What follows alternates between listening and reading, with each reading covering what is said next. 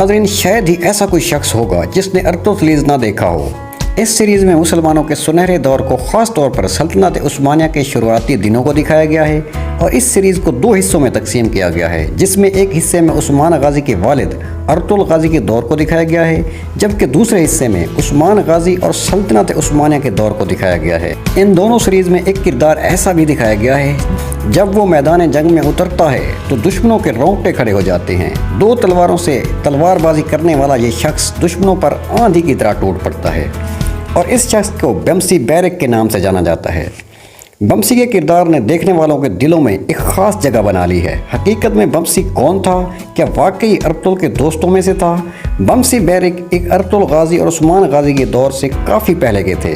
बम्सी barrack आगोश तुर्कों का एक मशहूर जंगजू था। कदीमी रिवायात में एक मरतबा आगोश शहजादे एक जगह बैठे हुए थे और एक शहजादे की औलाद न थी और इसी परेशानी में वो मजमा में रो पड़ा कि उनकी नस्ल को आगे बढ़ाने वाला कोई नहीं है और ना ही उसका कोई भाई है और ना ही कोई बेटा।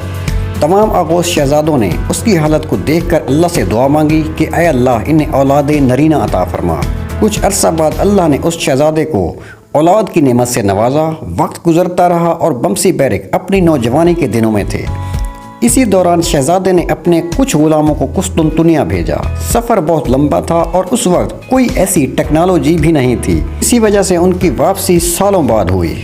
कुस्तुनतुनिया से वापस आ रहे थे, उनके काफ़िले पर हमला हो गया। इसी दौरान एक अचानक नौजवान ज़हर हुआ जो 2 तलवारों से लड़ता हुआ दुश्मनों पर टूट पड़ा और चंद लम्हों में दुश्मनों को मार मार कर उस काफ़िले की मदद की। जंगजू की महारत देखकर काफ़िले वाले बहुत मुतासिर हुए।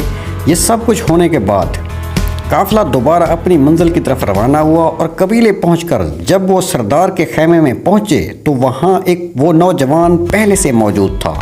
काफ़िले वाले उस नौजवान को देखकर बहुत खुश हुए तो उन्होंने सरदार को छोड़कर उस नौजवान के हाथों को चूमने लगे। काफ़िले वालों ने अपने सरदार को इस नौजवान के मुतालिक बताया कि इसने उनकी कैसे मदद की।